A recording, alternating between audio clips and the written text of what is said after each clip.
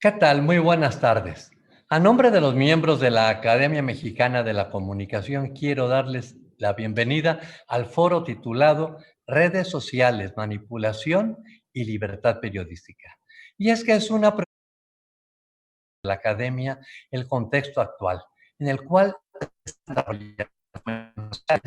que impactan el ejercicio de la libertad de expresión y concretamente el libre ejercicio del periodismo. Así que hoy vemos que en el centro de la lucha por las ideas que se está dando en las redes sociales está la manipulación de la reputación de personas con el fin de desgastarles su credibilidad pública o de instituciones. Por ello, la Academia Mexicana de la Comunicación, que es un cuerpo colegiado, independiente y plural, que nace de la sociedad civil y que está integrando a profesionales de la comunicación, cuya misión pues es el estudio y el análisis de los fenómenos de comunicación pública, pretende ofrecer a la sociedad alternativas que mejoren el entorno social, sobre todo a través del entendimiento, la credibilidad y la confianza. Por ello hemos promovido pues la realización de este foro. Quisiera primeramente agradecer a quienes están compartiendo con nosotros este panel, a Sergio Sarmiento que está coordinándolo, así como a cada uno de los panelistas. Y quiero empezar presentando la semblanza de cada uno de ellos. Aquí vemos Sarmiento. Es periodista y escritor. Empezó su carrera profesional en la revista Siempre a los 17 años. Obtuvo la licenciatura en filosofía con honores en la Universidad York de Toronto, Canadá. En 1981 fue colaborador fundador del periódico El Financiero y en el año 94 ingresó al periódico Reforma. Su columna Jaque Mate se publica en más de 20 diarios mexicanos. Y también ha escrito para The Wall Street Journal y Los Angeles Times. Ingresó también a Grupo Radio Centro en 1983 y en el 93 pasó a TV Azteca como comentarista y 2 años después fue designado vicepresidente de Noticias. En 1998 se le nombró director del Comité Editorial de Noticias y a partir de 1997 es titular de La Entrevista con Sarmiento, un programa muy popular. Es también conductor de Rocha y Sarmiento y en radio dirige la emisión matutina del Heraldo Radio. Bienvenido, Sergio, y muchas gracias por estar con nosotros. Gracias, Ricardo. Sarmiento también es caballero de la Orden de las Letras y las Artes de Francia y tiene la condecoración de la Orden de Isabel la Católica de España. Recibió el premio Antena por su trayectoria profesional, que es el máximo galardón de la Cámara de la Industria de la Radio y la Televisión. Además, pertenece al grupo Media Leaders y al International Media Council del Foro Económico Mundial de Davos.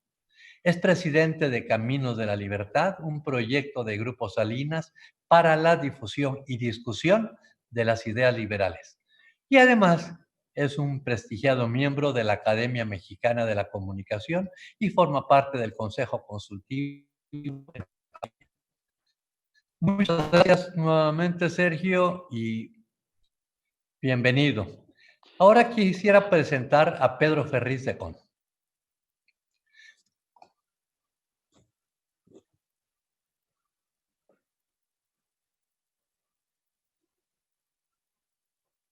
Perdón, voy a presentar a Beatriz Pajés Yergo. ¿Se encuentra ya conectada? Bien.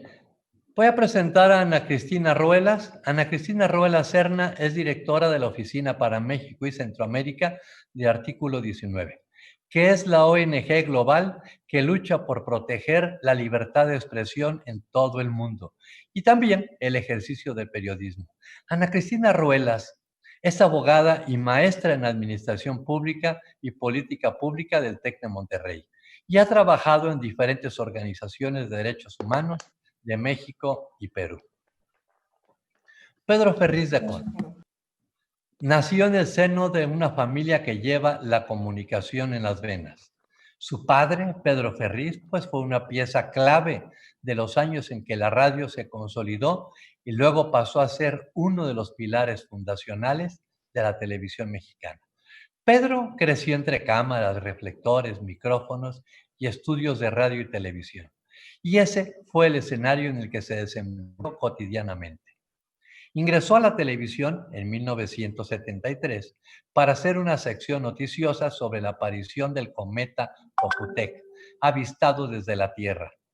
Bueno, pues en estos 46 años ha sido comunicador, empresario y ha incursionado en la vida política, convirtiéndose en el primer mexicano en recibir del INE su constancia como aspirante independiente a la presidencia de México. Bienvenidos Ana Cristina, bienvenido Pedro. José Juan Pardinas Carpizo. Actualmente es director editorial del periódico Reforma. Cursó la licenciatura en Ciencias Políticas de la UNAM y tiene maestría en Economía en la Universidad de Sofía en Tokio, Japón, y un doctorado en Gobierno en London School of Economics. Fue director general del Instituto Mexicano para la Competitividad y en 2011 recibió la invitación del presidente Obama para formar parte del Consejo de la Iniciativa de Gobierno Abierto. También ha sido profesor de instituciones como UNAM, el ITAM, así como la London School of Economics, donde cursó el doctorado en gobierno. Bienvenido, Juan. Quisiera presentar también a Beatriz Pajés Yergo Rebollar. Beatriz es periodista y política. Es directora de la revista Siempre. Fue diputada federal y diputada constituyente. Es conductora de televisión, comentarista en Radio Fórmula, en MBS Radio y conferencista. Entrevistó a Fidel Castro, al Dalai Lama y al secretario de la ONU, Boutros Ghali, entre otros. Ella, Beatriz, es licenciada en Ciencias de la Comunicación por la Universidad de Anáhuac y también miembro de la Academia Mexicana de la Comunicación. Ahora presentaré a Esteban Román. Esteban es un periodista mexicano con 15 años de experiencia en televisión, en diarios impresos y medios digitales. Ha sido 2 veces ganador del premio Emmy como productor y reportero, además de recibir en 2020 el Premio Internacional Sigma por reportaje de periodismo de datos. Ha publicado en los medios estadounidenses de Wall Street Journal y en ABC News y Univision, así como en el Universal de México. Y actualmente es un director de opinión en el periódico El Universal. Bienvenido, Román. Gracias. Ricardo Trotti, periodista de origen argentino, es director ejecutivo de la Sociedad Interamericana de la Prensa, SIP, que evidentemente es la que aglutina a los principales medios de comunicación de Hispanoamérica. Trabajó en numerosos medios de Argentina y Estados Unidos. También es experto en temas de libertad de prensa y ética periodística, temas en que ha desarrollado en varios libros y también en las columnas que él ha estado publicando. Bienvenido, Ricardo, y pues agradezco a todos ustedes su tiempo, su esfuerzo, y seguramente estoy pensando que ustedes harán ahorita una charla memorable para hacer que el público conozca un poco más sobre esta problemática que están enfrentando hoy los medios de comunicación. Dejo el evento en manos de Sergio Sarmiento. Gracias, Sergio. Muy bien, gracias Ricardo Holmes y gracias a todos los participantes y a todas las personas que nos están viendo en estos momentos.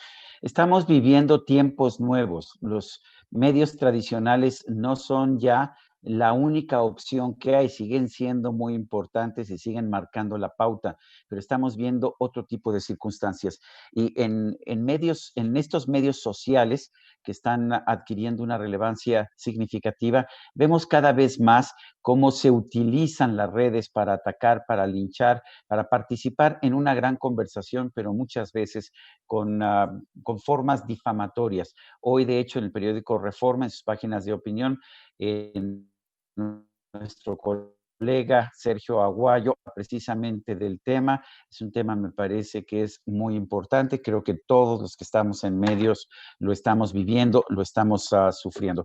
Yo quisiera pedirle en primer lugar a Ana Cristina Ruelas, de Artículo 19, que nos ofreciera algunas reflexiones sobre esto. Vamos a tratar de mantener estas reflexiones relativamente breves para que podamos tener intercambios de opiniones, intercambios entre nosotros. Ana Cristina, no sé si quieras empezar.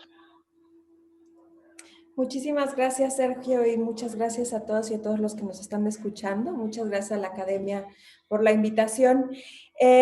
Bueno, yo creo que es importante plantear que lo que se vive en las redes sociales es un reflejo de lo que ocurre en el mundo físico. Es decir, el mundo digital no es uno distinto al mundo físico, y lo que permite el Internet y las redes es justo ver cuáles son los ánimos generales en una sociedad. Creo que si bien es cierto que las redes pueden exponenciar de alguna manera las narrativas e impactar de manera negativa en lo que lo que viven las y los periodistas, la realidad en el mundo físico no se aleja mucho de lo que vemos a través de las redes sociales. Es decir, el amedrentamiento a periodistas a través de distintas narrativas por parte de funcionarios públicos, por parte de otros actores, desde el crimen organizado hasta particulares que llegan a criminalizar o estigmatizar a la prensa, es algo que vemos ya desde hace muchos años y que sin duda se traduce en las redes sociales y se incrementa y se exacerba.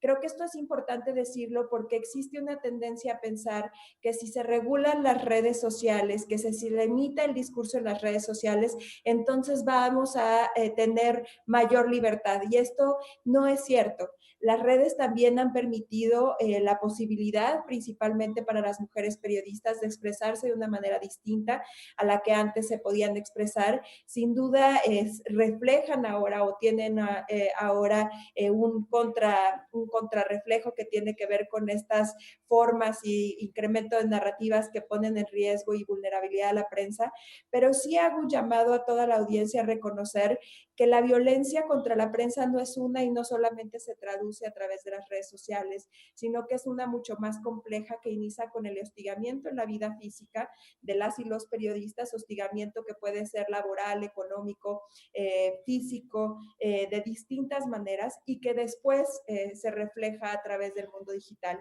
Ambos mundos son uno mismo, ¿no?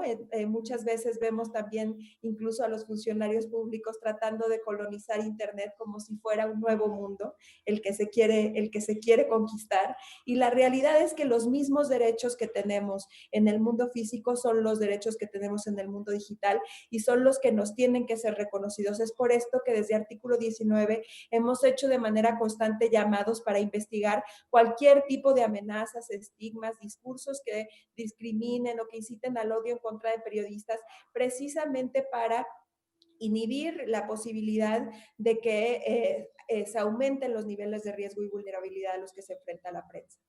Ana Cristina, ¿ustedes en Artículo 19 estarían opuestos a la regulación de los contenidos de redes sociales o estarían a favor? Totalmente opuestos. Tenemos también con nosotros a Pedro Ferriz Decón. Ahora sí, Pedro, nos conocemos hace mucho tiempo. Tú has estado metido en muchas controversias. Has tenido un periodismo muchas veces muy crítico y por otra parte has recibido toda suerte de ataques, incluso personales. Cuéntanos tus reflexiones.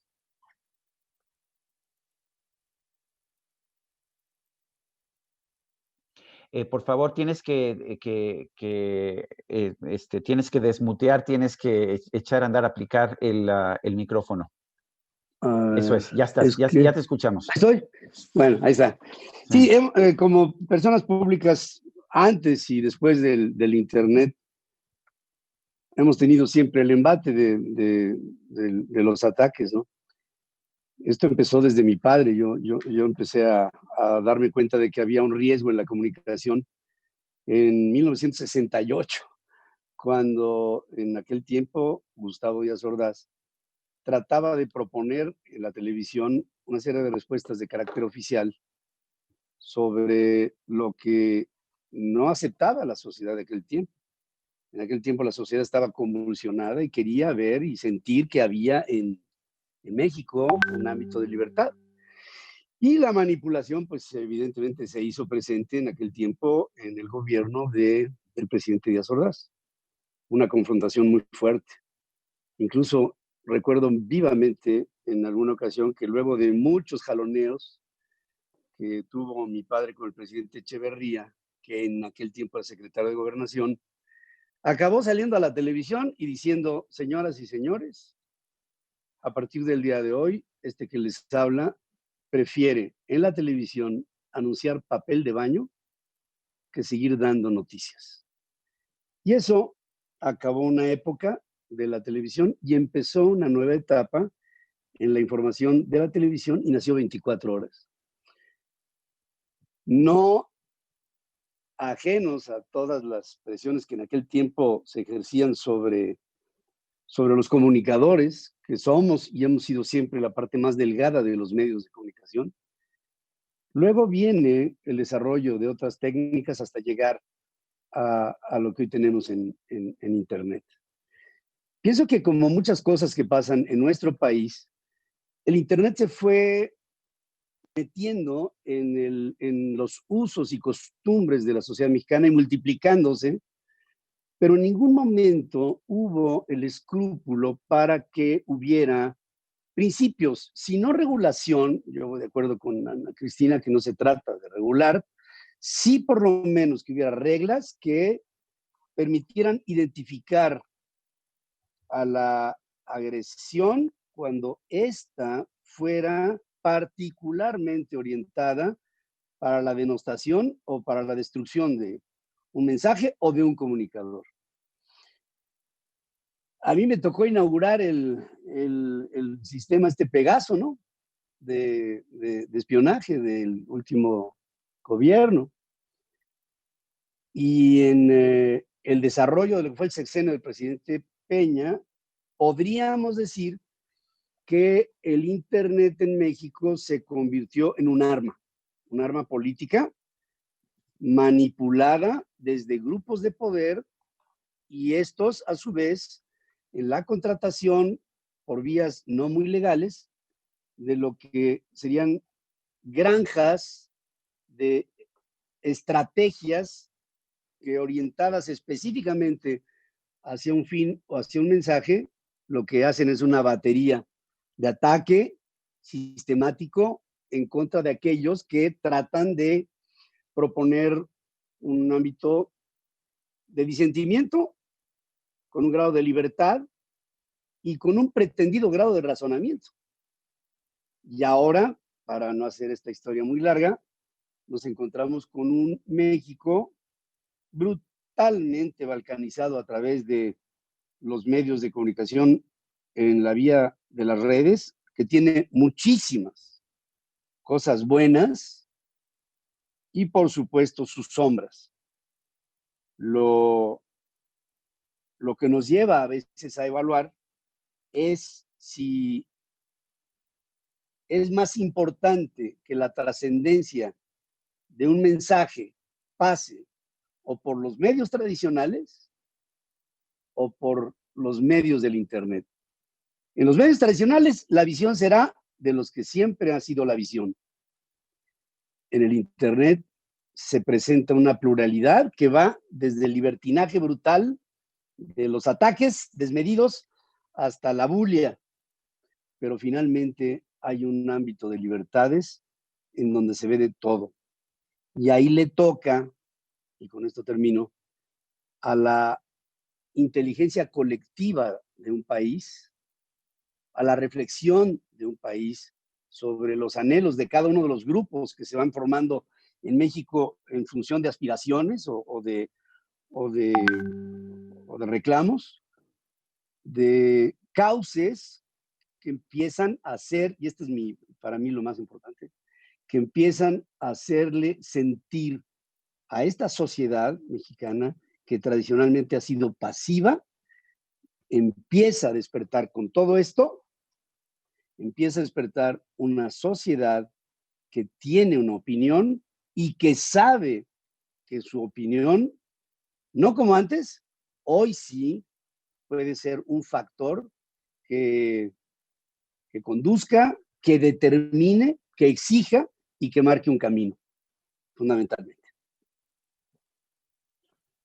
Gracias, Pedro.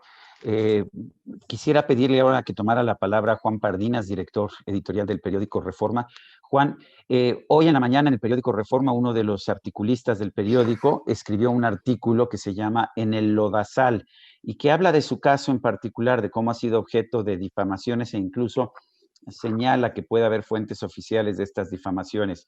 Hace algunos días, otra colaboradora, esto lo hizo aparte, Carmen Aristegui, se vio en la necesidad muy inusitada de salir a medios para decir, bueno, pues de quién era su hijo y de que pues no se tenían que meter con su hijo de ninguna forma, también siendo objeto de una verdadera campaña de difamación.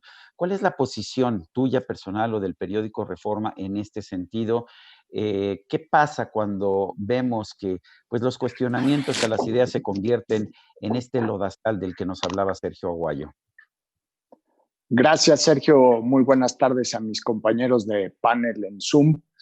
Yo creo que estamos viendo dos fenómenos paralelos. Uno, el surgimiento de las redes sociales como un medio de comunicación en el que un sector importante de la audiencia asume que está obteniendo información o toma Twitter, Facebook como una fuente de información, y pongo información entre comillas. Es una mezcla de entretenimiento, posiciones políticas, bilis y bajezas, como pueden ser los casos que tú mencionaste. Ese es un fenómeno. Y el otro fenómeno es una situación de extrema polarización política. Lo estamos viendo en este momento en Estados Unidos, lo estamos viviendo también en México. Entonces, en este clima de polarización, cada vez se va perdiendo más el espacio para la sensatez, cada vez se está perdiendo más la posibilidad de hacer una crítica al gobierno sin que eso implique como si fuera un desafío a las instituciones establecidas en la Constitución, a cualquier posición crítica. Este contexto de polarización inmediatamente la transforma en una intención perversa. La crítica por sí misma, el trabajo periodístico de investigación, ya se vuelven como sujetos de sospecha, como que hay una intencionalidad detrás del trabajo periodístico, de la crítica. No puede ser simplemente la crítica como lo ha hecho la gente, los colaboradores, tú mismo, Sergio, en las páginas editoriales del periódico desde hace décadas. Se trata de buscar ahí como si hubiera una intención perversa detrás, y no simplemente el trabajo y la vocación del pensamiento crítico que se lleva en las páginas del periódico. Entonces, creo que este clima muy desafortunado de polarización política se combina con espacios en las redes donde a veces el anonimato, a veces gana la discusión, no el que presenta los argumentos más sensatos, sino el que tiene la mayor capacidad para el sarcasmo, para la ironía, para la violencia verbal, incluso en ejemplos como los que pusiste en el caso de tu tocayo Sergio Aguayo, pues prácticamente la capacidad impune de mentir sobre la biografía de una persona, y ese se vuelve como el referente de la discusión.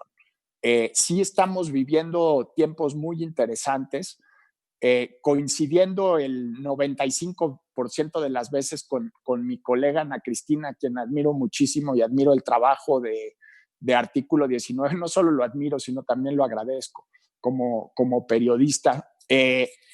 La regulación no es una palabra que me guste, pero sí me pareció muy saludable que la semana pasada Twitter le pusiera una etiqueta a un tuit del presidente Trump diciendo que incitaba la violencia. Y en otro caso le añadió otra etiqueta a un tuit de Trump en el que Trump se iba contra la posibilidad del voto por correo y Twitter nada más sugería este tweet puede tener información falsa, le sugerimos tener otros canales y otros accesos a datos y argumentos sobre el tema de votar por correo, pero consideramos que tiene un valor público y por eso no retiramos el tweet. Me pareció un punto de equilibrio interesante el de Twitter en el caso de Trump, porque no hay un acto de censura, no le está bajando el tweet a Trump, pero sí le está diciendo a la gente, híjole, aguas con esto, tengan cuidado, aquí se está incitando a la violencia, aquí hay la probabilidad de que haya una falsedad. Y también lo que tenemos desde el punto de vista como medios tradicionales, pues es el enorme reto de cómo participas en estas discusiones, donde a veces el sarcasmo y la vileza son los que definen quién acaban ganando la discusión, ¿no? Gracias, Juan. Te voy a pedir ahora que tome la palabra Esteban Román. Esteban, escuchaste y hemos sabido del caso de Twitter en que le puso, pues, por lo menos unas etiquetas a afirmaciones de Donald Trump. De forma interesante, la otra gran red social, Facebook, decidió no hacerlo. Y ha habido una rebelión dentro de Facebook en este sentido, diciendo que se debió haber ejercido algún tipo de de medida en contra de estas afirmaciones de Donald Trump. ¿Qué piensas tú? Y esto viene a cuento a la discusión de fondo que hemos estado señalando aquí. ¿Debemos o no regular las redes sociales? Y también vale la pena señalar que en algunos de los casos las afirmaciones que se hacen son o falsas o supuestamente falsas o difamatorias. Mencioné ya algunos casos, también está el caso de Pedro Ferriz de Con, que ha recibido también ataques a su persona, a su vida familiar, también por parte de personas que suponemos pudieran tener algún tipo de trasfondo político. ¿Cuál es tu posición, Esteban? Sí, gracias, Sergio. Pues creo que sí, el tema de las redes sociales debe ser observado, tal vez regulado, habría que discutir en qué medida. Es muy espinoso el tema porque no sabemos qué tanto la regulación de las redes sociales, es decir, el punto es dónde dibujas la línea divisoria entre una y otra. Creo que a los periodistas nos toca particularmente esta discusión porque se puede trasladar también a nuestro oficio. Es exactamente lo mismo la persona que tiene un blog en una radio comunitaria que el periodista que aparece en cadena nacional dando todos los días las noticias. Es exactamente lo mismo la persona que habla sobre los chismes de la farándula que aquel que reporta del acontecer nacional. Ese es el punto esencial que no hemos podido resolver, nadie en el mundo ha podido resolver. Y si nosotros, ni siquiera entre nosotros mismos podemos decir a quién se le puede llamar un periodista, es aún más difícil decir qué en las redes sociales es un contenido, qué de las redes sociales es un contenido apropiado o no. Y las propias plataformas, que son las dueñas de la comunicación en este siglo XXI, Facebook y Google principalmente, Twitter en un segundo escalón en términos de distribución, de capacidades de distribución, creo que han tenido una posición muy prudente, adecuada, muy prudente, pero que ya el tiempo de dilación que han tardado en tomar una posición firme ya raya en la negligencia, creo que sí. Y Google ha sido mucho más, creo que con pasos mucho más pequeños en esto. Facebook a pesar de que no vino a colación con este motivo, sí ha hecho intentos como de poner etiquetas, poner flags, que ellos le llaman, de advertencia de que algo podría ser falso.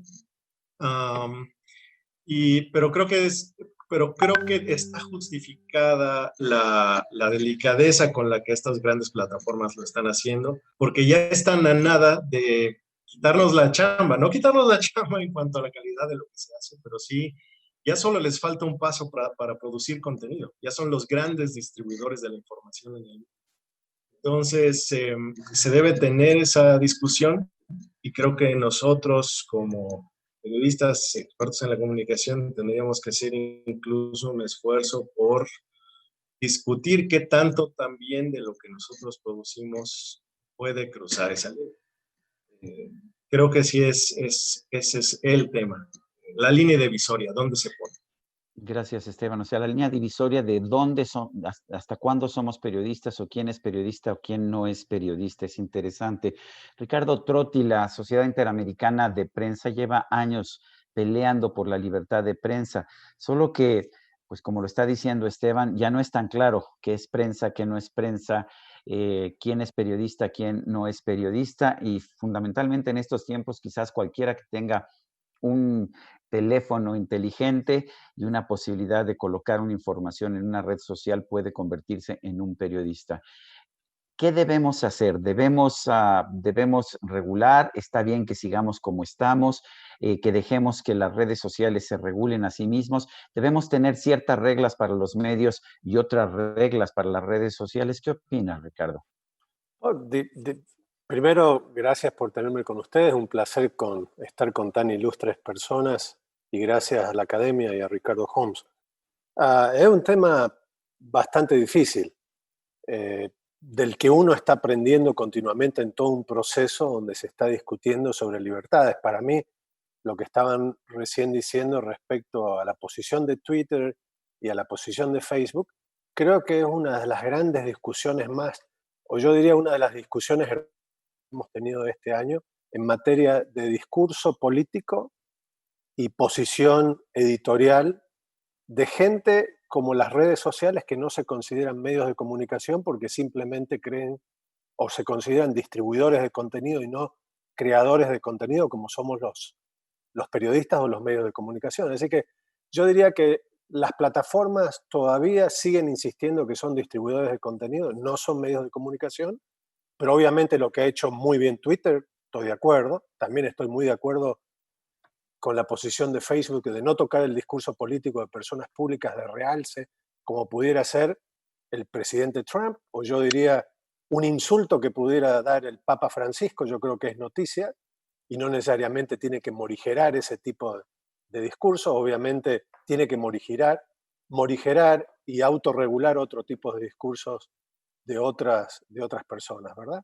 Pero creo que ya ahora las plataformas, el hecho de estar editando material y metiéndose en los contenidos, no haciendo lo que siempre decían respecto a que distribuían solamente el contenido, sino ahora tienen una acción activa sobre los contenidos, los convierte de todas formas también en medios de comunicación que tienen veleidades totalmente diferentes a las nuestras, donde no hay filtros para la gente para que pueda estar hablando de cualquier tema.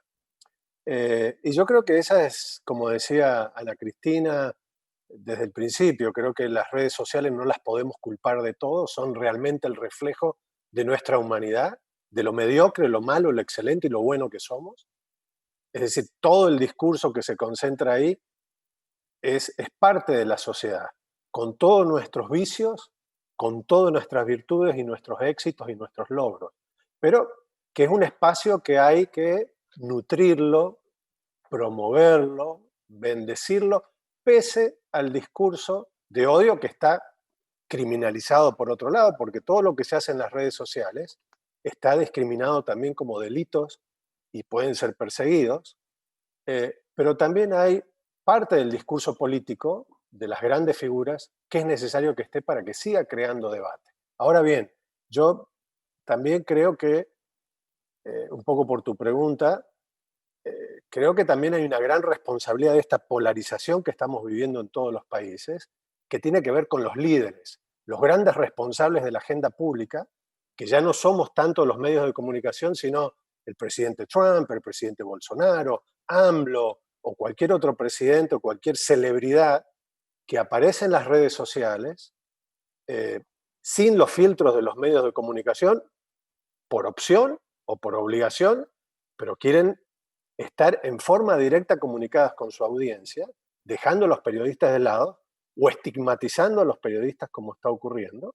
Es decir, hay toda una problemática que creo que también esa polarización es un poco la culpable, esa polarización política que se crea a través de los procesos electorales donde todo el mundo vale la pena insultarse y no hay ningún tipo de parámetros y mediciones para los políticos, hasta que llegan las elecciones paran y creen que la gente tiene que parar automáticamente con ellos cuando todo el mundo está envalentonado, todo el mundo quiere protestar, todo el mundo quiere decir las cosas. Entonces, si a eso le sumamos que los gobiernos, la mayoría, o vigilan sin allanamiento judicial, o crean sus famosos o tienen sus bot centers y sus sistemas de propaganda política para insultar, para cambiar identidades de la gente, para estorbar a la oposición, etc. Hay una gran responsabilidad del Estado, que yo diría no es tanto la responsabilidad de la gente común, sino también de los propios estados, que tienen estos bot centers para influir políticamente en los demás, influir con sus manifestaciones en la sociedad. Y todos sabemos que son aparatos de propaganda bastante oscuros, y yo imagino lo que habría sido Goebbels, o lo que habría sido el nazismo, o el fascismo, o el peronismo, con las redes sociales en su época. Esto hubiese sido una calamidad, sobre todo en una Segunda Guerra, cuando todos, en la Segunda Guerra Mundial, si hubiésemos tenido las redes sociales, todos estaríamos con nuestro nacionalismo y todos los ismos y todos los vicios de nuestra humanidad, ¿verdad? Entonces, para terminar, hay que regular. Yo opino que es mejor la autorregulación, que es mejor las políticas de alfabetización digital, de alfabetización. Creo que las libertades traen abusos y hay que convivir con los abusos, pero no quitar las libertades. Y creo que la regulación de Estado, y eso es lo que podría hablar yo en una próxima intervención cuando me pida sobre lo que está hizo Bolsonaro, creo que son temas muy peligrosos para dejárselo a los gobiernos. Yo opino muy bien como Pedro, que hablaba de que tiene que ser una cuestión colectiva, tiene que ser una cuestión de grupo y de sociedad civil. No pueden ser los gobiernos los que tengan que regular o tener el patrimonio de la regulación. Gracias, Ricardo Trotti. Tenemos ya con nosotros a Beatriz Pajés, me da mucho gusto. Yo empecé a los 17 años a escribir en la revista que ella dirige, en la revista Siempre, cuando la dirigía su padre, José Pajés Yergo. Beatriz, estamos hablando de las redes sociales y cómo se utilizan a veces ya no nada más para discutir, sino para insultar. Tú lo has visto ahora, mandas un video en el que puedes en un momento determinado ofrecer puntos de vista que cuestionen lo que está sucediendo en la sociedad o que cuestionen algún político, y de inmediato hay cientos de trolls, así se les llaman, que te están insultando, que te están difamando. ¿Qué opinas? ¿Qué se puede hacer? ¿Crees que se puede hacer algo? Parece que la perdimos, ¿verdad? En estos momentos estábamos conversando con Beatriz Pajés, directora de la revista Siempre. Había tenido problemas para conectarse. Ya saben ustedes que esto pasa precisamente cuando hacemos conferencias por internet. Quiero pedirle entonces ahora a Ana Cristina Ruelas, de Artículo 19, que tome la palabra nuevamente. Ana Cristina, en la vida real o en los medios tradicionales y normales, hay reglas claras, podemos actuar con libertad, pero hay ciertos límites en lo que tiene que ver con la difamación o la calumnia. Y por lo menos estos se pueden ventilar en tribunales en un momento determinado. Pero ¿qué pasa cuando son 500 personas en una red social que constantemente están sacando fotografías personales, insultándote, o que te están diciendo que has cometido no sé cuántos delitos, o que has hecho todo lo indecible en el mundo, que eres un pecador, que eres lo peor que le ha ocurrido a la humanidad? Pero son 500 o 600 personas que están mandando quizás a 10, 15 mensajes cada uno en cada momento. ¿Tiene sentido hacerles caso? ¿Tiene sentido hacer algo legal? ¿O simple y sencillamente lo aceptamos como parte de la forma de vivir en la sociedad contemporánea? Ana Cristina, adelante. Bueno, creo que es importante decir que para artículo 19, primero menciono esto, la exigencia de artículo 19 con las plataformas digitales ha sido de manera constante para una autorregulación que contemple principalmente tres cosas. Uno, tiene que ver con la transparencia de los criterios algorítmicos, es decir, cómo clasifican la información y cómo moderan los contenidos. Vemos de manera constante, por ejemplo, que algunas plataformas pueden privilegiar algunos contenidos sobre otros y nos preocupa precisamente, por ejemplo, qué tipo de privilegio se le da a la información que es de interés público, pero que se genera desde los sectores más vulnerables. Vemos, y tal como lo mencionaban aquí, una de las cuestiones más claras es que, y que tenemos que reconocer, es que finalmente Internet es un espacio todavía de privilegio, por lo menos en nuestro país, ya que muchísimas personas no tienen acceso a Internet y tampoco tienen acceso a las redes sociales. Y en ese sentido, lo que tendríamos que estar abonando también es cómo hacer para que aquellas voces menos privilegiadas puedan hacerse de su voz y apropiarse de los contenidos a través de las redes sociales. Y por eso es importante la transparencia de las redes. Por otro lado, también pedimos el debido proceso, es decir, cuando se decide bajar algún contenido o cuando se decide sancionar algún contenido o calificarlo como incitación al odio, discriminación, estigmatización o incitación a la violencia, lo que dice artículo 19 es: necesitamos procedimientos efectivos que le permitan a las personas saber por qué se les baja el contenido, porque hay muchas ocasiones en las cuales, por ejemplo, desde artículo 19 hemos documentado remoción de contenidos de interés público, precisamente porque las autoridades, por ejemplo, desde artículo 19 documentamos que en este año, en 2019, el mayor argumento de las autoridades para solicitar la remoción de contenidos hacia Facebook es por críticas a la autoridad. Es decir, la autoridad, sin una orden judicial de por medio, le pide a Facebook: necesito que me remuevas estos contenidos porque están criticándome. Y esto son solicitudes que van de miles, es decir, miles de contenidos que se buscan remover. Y lo que está sucediendo es que tenemos un robo hormiga de la información. Es decir, si ahora tomamos en cuenta que la mayoría de la información se produce a través de los medios digitales y que muchos de los medios también, de los medios digitales, promueven sus contenidos a través de las redes sociales, y si las autoridades están solicitando a las redes sociales la remoción de contenidos sin tener una orden judicial de por medio, pues entonces nos enfrentamos a una constante de reducción de información y de enfrentarnos a estos mecanismos. También es importante decir, como se mencionaba aquí, por eso hay que tener mucho cuidado, que las autoridades tienen la intención clara de encontrar cada vez más maneras para reducir la información que hay dentro de las redes sociales. Tenemos, por ejemplo, muchísimos casos en los cuales existen autoridades que utilizan el término de la protección de datos personales, la privacidad, para poder eliminar información, ¿no? Tenemos, por ejemplo, el caso de Humberto Moreira, que inició una demanda en contra de Google para remover todos los contenidos y desindexar de las búsquedas toda la información relacionada con su detención en España, con el posible fraude que cometió en Coahuila, etcétera, etcétera. La invocación constante de derecho al olvido, ¿no? Del llamado derecho al olvido, que no es un derecho que existe en México y que precisamente, pues de alguna manera lo que está haciendo es privarnos de la capacidad de información. También, por ejemplo, el año pasado, ese es otro de los grandes riesgos que tiene ahora el periodismo, se aprobaron una serie de legislaciones que criminalicen la difusión de ciertas imágenes, y podemos decir, bueno, es que hay ciertas imágenes que se toman sin consentimiento, que son sexuales, que son íntimas y que tendrían que ser criminalizadas. Lo que dice artículo específicamente en este tipo de casos es: ya existen en el Código Penal tipos penales que pueden ser utilizados para investigar este tipo de acciones y sancionarlas. El problema es que los ministerios públicos no se deciden a hacer una investigación puntual al respecto. El problema radica entonces en que estos tipos penales sí pueden ser utilizados, por ejemplo, en contra de aquellos periodistas que, por ejemplo, deciden tomar una fotografía de un funcionario público que está involucrado en redes de trata de personas. ¿Son fotografías íntimas? Sí. ¿Son de interés público? También. ¿Se hacen sin consentimiento? Cierto. Entonces, ese es el tipo de situaciones al que nos enfrentamos cuando hablamos de regulación, y por eso desde artículo 19 insistimos en la transparencia, el debido proceso y definitivamente garantías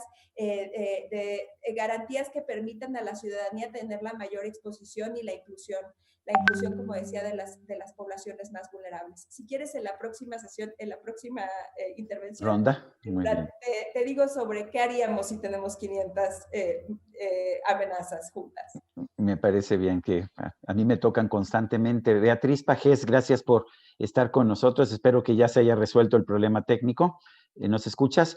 Beatriz, tienes que encender el micrófono. Está ahí a mano derecha. Hay un botoncito rojo. Ya, ahí está. Ya te escuchamos perfectamente bien. Perdón, pero ha sido muy accidentado el acceso, la conexión. Muchísimas gracias y un abrazo y saludos a todos los compañeros y colegas, y a ti especialmente, Sergio. Gracias, Beatriz. Beatriz, lo que estamos discutiendo son redes sociales. Las redes sociales son un gran instrumento, lo dice el presidente, benditas redes sociales, excepto cuando son críticas, entonces ya no son benditas, son manipuladas. Pero lo que hemos visto, a ti te ha pasado con tus videos que han tenido un gran éxito, videos de comentario crítico, que una vez que sacas uno de estos comentarios, pues te llueve una lluvia de improperios, insultos, difamaciones, y lo que estamos hablando es, ¿tenemos que acostumbrarnos o piensas tú que se debe hacer algo al respecto? No, de ninguna manera, mi querido Sergio. Mira, a mí me parece que primero tenemos un sicario que todas las mañanas, sin excepción, asesina periodistas, por llamarlo así, que viene utilizando su plataforma de información y efectivamente todo ese ejército que tiene a su disposición para manejar redes sociales, para acusarnos, para satanizarnos, para insultarnos, para descalificar a periodistas y a medios de comunicación. Y a mí me parece que lo que ha tratado de hacer el presidente de la República desde sus mañaneras y desde las redes es, bueno, dar muerte a la credibilidad del periodismo mexicano y de los periodistas. Yo creo que tendríamos que preguntarnos no solamente por qué o cómo está haciendo toda esta agresión y toda esta campaña en contra de nosotros, sino que tendríamos que preguntarnos por qué lo está haciendo. Creo que hay toda una intencionalidad, creo que hay un trasfondo político muy claro que tenemos que atender. Y mira, y yo creo que de alguna manera la respuesta nos la ha dado en las últimas semanas su ideólogo favorito, que es Epigmenio Ibarra.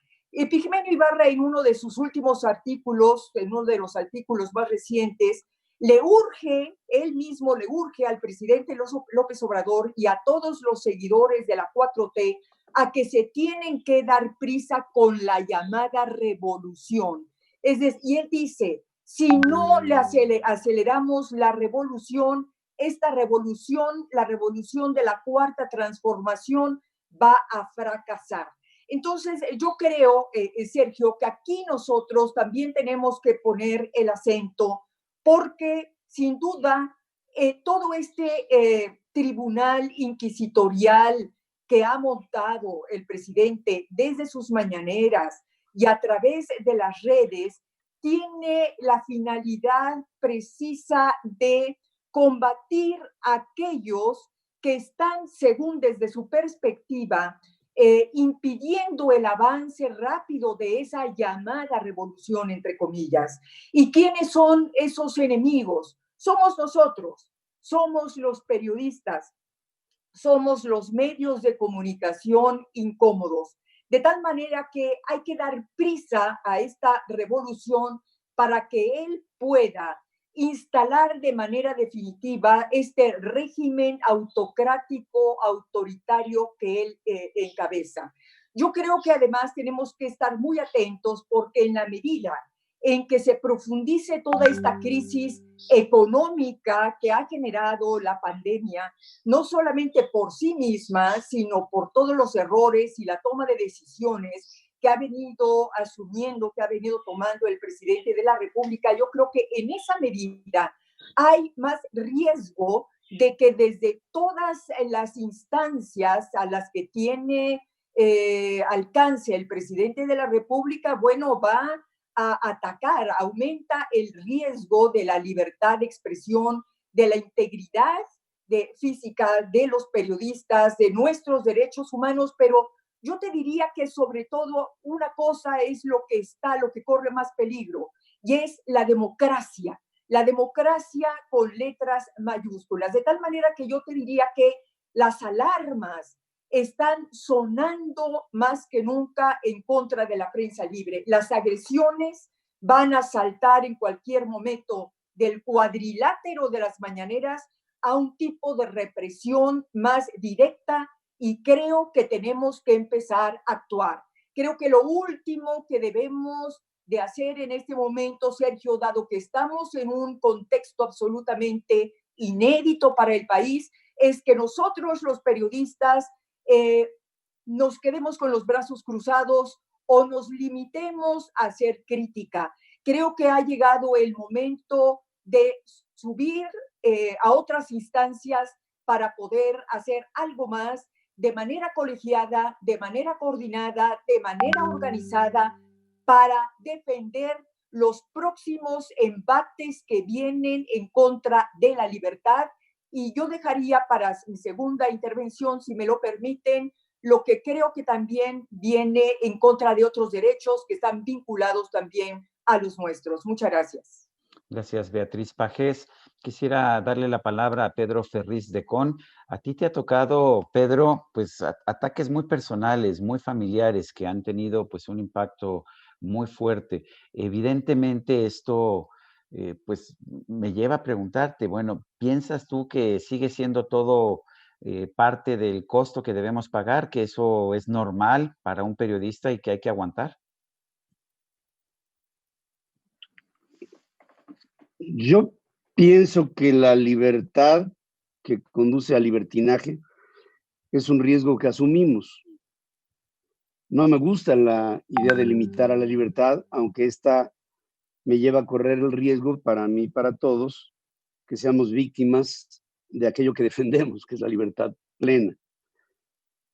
Yo pienso, yo voy mucho con la postura de lo que dice Beatriz, y lo dice con una enorme claridad, que lo que está habiendo en este momento en nuestro país es una polarización muy grave desde el punto de vista ideológico, que está creciendo de una manera acelerada y que nos está llevando a una vía difícil de confrontación. Epigmenio Ibarra no solamente se dedica a hacer pontificaciones en los espacios en donde toca hacer videos, tiene una libertad de verlos o no, pero él está al frente de un enorme esfuerzo de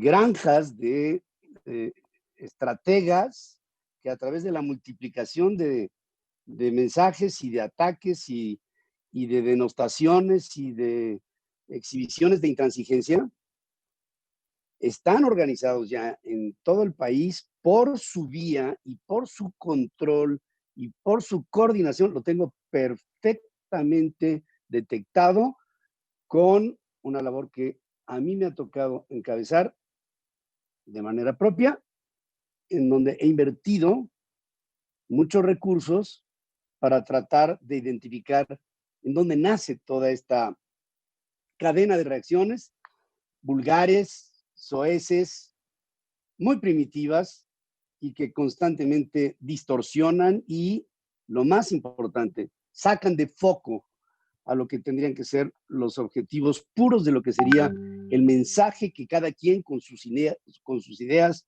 tendría que estar comunicando a la sociedad. Nada más decir que para mi forma de ver las cosas, yo empecé a notar un control muy marcado de las plataformas en Internet cuando me tocó sentir la diferencia entre haber sido periodista y después haber aspirado a una candidatura independiente a la presidencia. ¿Saben qué me pasó? Que empecé a conocer una cosa muy perversa, que se llaman los algoritmos. Y yo recuerdo, antes de que empezara todo este auge en donde las redes se convirtieron en un extraordinario negocio para el señor Zuckerberg y para Twitter y para todo, se escapó el Chapo del penal de Almoloya a través de un túnel. ¡Pum! Saqué luego Twitter, órale, 16 millones de personas que vieron un mensaje que vi de 3 minutos. Me metí a Facebook, 16 millones de personas. Al cabo de unas semanas, ya como aspirante, prendía yo mi Twitter, o prendía yo, digo, el Periscope, o prendía yo el Facebook, y tenía yo 1,250 personas. De 16 millones a 1,000, a veces hasta menos. Y entonces por ahí salió una idea perversa. Hay que meter pauta, me decían. Y entonces yo decía, ¿y eso qué es? Bueno, pauta es que te tienes que caer con un dinero para que te abran el algoritmo y puedas llegar a más gente. Imagínate, Sergio, imaginen amigos, que hoy sales en tu programa, en la tele, y que hay receptores de televisión en casas en donde no sales porque el emisor del mensaje, o sea, tú y tu programa, no pagaron para que llegara a esa casa. Entonces, ahí hay una primera limitación que está verdaderamente limitando al mensaje. Eso por un lado. Es digamos, una justificación económica de Facebook y de Periscope. Y luego, por otra parte, sí quisiera yo hacer mucho hincapié en que estas granjas organizadas a favor de gobiernos, en este caso, para ser claros, del gobierno de la Cuarta Transformación y del presidente López Obrador, están siguiendo una pauta constante de ataque, denostación grave hacia los que tratamos de proponer ideas diversas a lo que esta Cuarta Transformación nos está desde cada uno punto de vista llevando. En lo personal, conste que hablo en lo personal. Yo quiero identificar con ustedes algo muy claro que es un objetivo. Hace muchos años me tocó tener esta discusión con Gustavo Cisneros, cuando él, siendo el hombre más rico de Venezuela, platicando en una tertulia en Miami, le decía yo, abre la boca, di algo, organiza el empresariado en Venezuela, no permitan este atropello, van derechito a la agenda de lo que después se conocería como el Foro de Sao Paulo. Y esta idea, esta agenda izquierdosa, trasnochada, obsoleta, en fin, cada quien. Gustavo me dijo textualmente, esto se arregla, esto se va a arreglar. No se arregló nada. Y cuando nos dimos cuenta, y más cuando los venezolanos se dieron cuenta, ya se habían cocido en un caldo que se empezó a calentar de menos a más. Si partimos de la base de que viene desde mi punto de vista una confrontación cada vez más fuerte y que el escenario va a ser las redes, vamos a entrar en un proceso, creo, en donde se va a tender, espero que así sea, por parte de la sociedad, la legalidad o la ilegalidad. No se trata de tumbar un régimen. Me han llamado golpista en estos cuates, ¿no? No se trata de ver si hay una manifestación ciudadana para oponerse a esto que se está presentando como propuesta en el país. Desestimulemos a los inversionistas extranjeros, hagamos a un lado proyectos por 6,000 millones de dólares de energías limpias, cancelemos una cervecería que llevaba 1,000 millones de pesos invertidos, mandemos al cuerno un aeropuerto que ya tenía el 38% de avance y 5,000 millones de dólares que acabamos debiendo, y empezamos, se extinguen los fideicomisos y empezamos a ver una agenda que cada vez se angosta más y que no deja opción más que la opción de una reacción, no en sentido reaccionario, sino en el sentido de que ahora la sociedad va a tener que decir, sí, este elecciones legales, pensemos, Muy que bien. yo las viví. Muy bien, Pedro. Pero eso no quiere decir, nada más una cosa, no es para terminar. Esto no quiere decir que si el día de mañana entramos en una controversia en donde la sociedad haga un grupo alrededor de las redes sociales, venga entonces una polarización que a lo mejor nos pudiera llevar a un escenario de definiciones sobre lo que aparentemente se está formando y está tomando un sentido y un camino. Gracias, Pedro Ferriz. Como hemos estado escuchando muchos puntos de vista críticos, creo que es de justicia que señale que Ricardo Homs, de la Academia Mexicana de la Comunicación, invitó a este panel a una serie de personajes del actual gobierno, entre ellos a Genaro Villamil, director del Centro de la Organización de Radiodifusión del Gobierno, y a otros posibles voceros de la posición del gobierno, pero todos ellos declinaron. Juan Pardinas, yo quería preguntarte lo siguiente. El presidente de los Estados Unidos, Donald Trump, está haciendo política a través de redes sociales, a través de Twitter principalmente, es la forma en que a él le gusta llevar su mensaje directamente a la gente.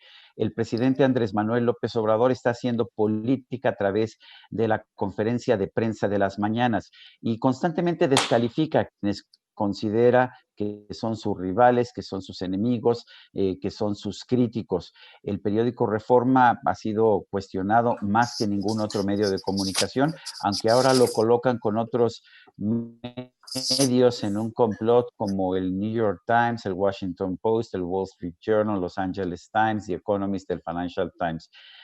¿Qué piensas que significa esto? ¿Hay temor por parte del periódico? ¿Qué significa este tipo de descalificaciones a través de una conferencia de prensa que se ha convertido, de hecho, también en un fenómeno mediático?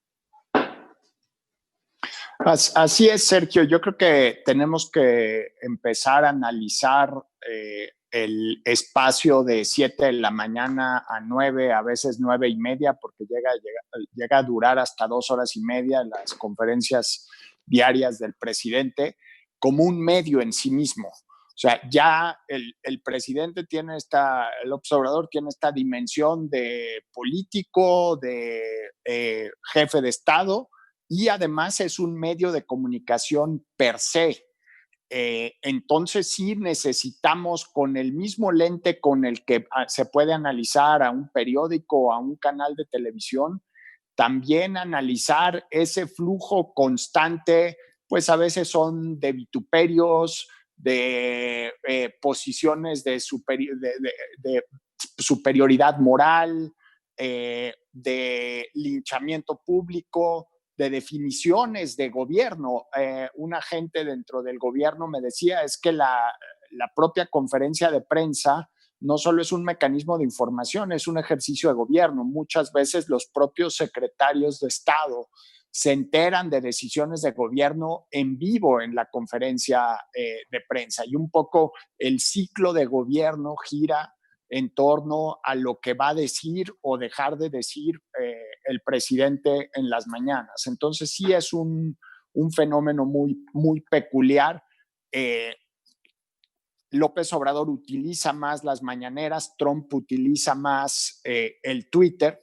Solo quisiera, de la intervención anterior, dejar muy claro que sí, a mí también la regulación me parece muy peligrosa. Imaginemos un caso como el que está viviendo ahora Estados Unidos, de George Floyd, de la persona asesinada por un policía que se le hincó sobre el cuello por más de 8 minutos. ¿Qué pasaría en un entorno en el que un presidente como Trump tuviera fuerza de regulación sobre las redes sociales? Entonces, sí creo que las redes sociales funcionan como un esteroide de las narrativas, y pueden haber narrativas que son profundamente perversas y que envenenan el debate público, pero otras que pueden llevar a transformar una sociedad. Recuerdo el caso a principios de los 90 de Rodney King, otro hombre afroamericano que fue también, en este caso fue golpeado, no lo asesinaron por la policía, y generó enormes disturbios en la ciudad de Los Ángeles. Ahora lo que estamos viendo y lo que acaba de decir el presidente Obama, este es un movimiento de una magnitud y una escala que no me había tocado en el tiempo de mi vida. Lo dijo Obama hace unos minutos. Esa escala y esa magnitud creo que sería difícil de entender sin las redes sociales. Y ahí el gran reto que tenemos los medios tradicionales, el periodismo que trabaja verificando información, pues es precisamente cómo insertar dentro de ese ruido y de esas narrativas tan polarizantes, pues datos duros y elementos de una discusión sensata, porque ¿cómo puede funcionar una democracia si no hay referentes de verdad, referentes de información?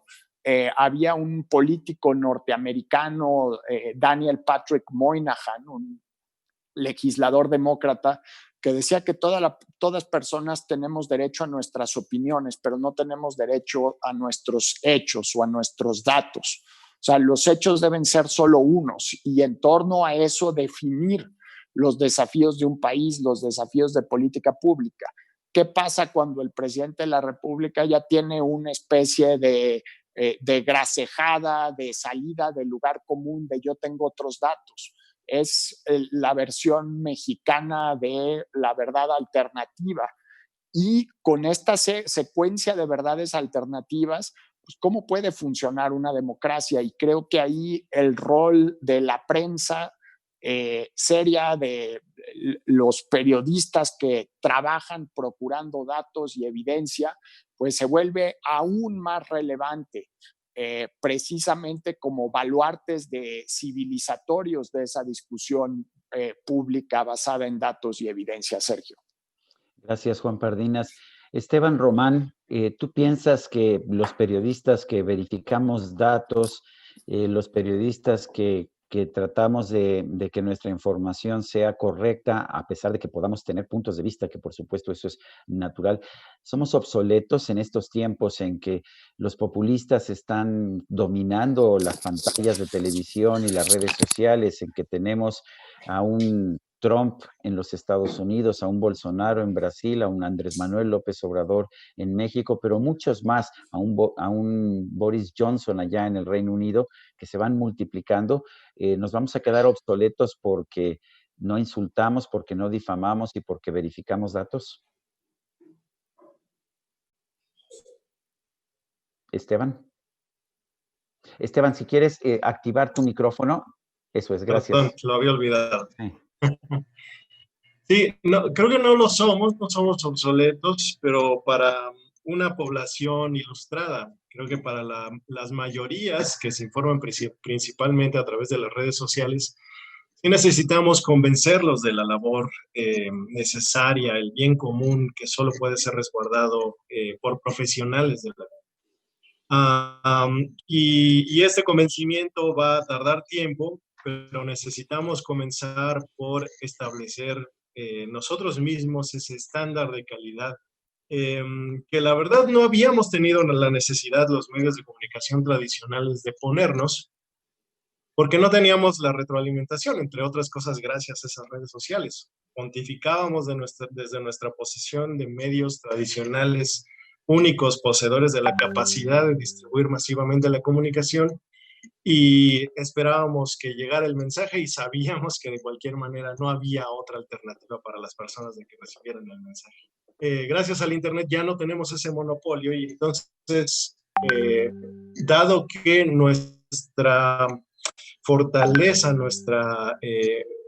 lo único que somos, no radica ya en la distribución, no radica ya en distribuir el mensaje, necesitamos hacer una nueva función monopólica que solo los periodistas podemos hacer, y creo que ese es el método.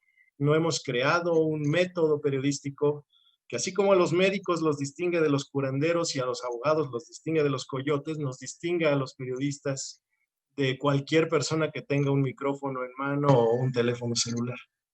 Para eso vamos a necesitar de la colaboración de la academia, trabajar juntos en una disciplina que tiene menos de 100 años, para elaborar justamente ese marco teórico que nos permita decir, este es periodismo profesional.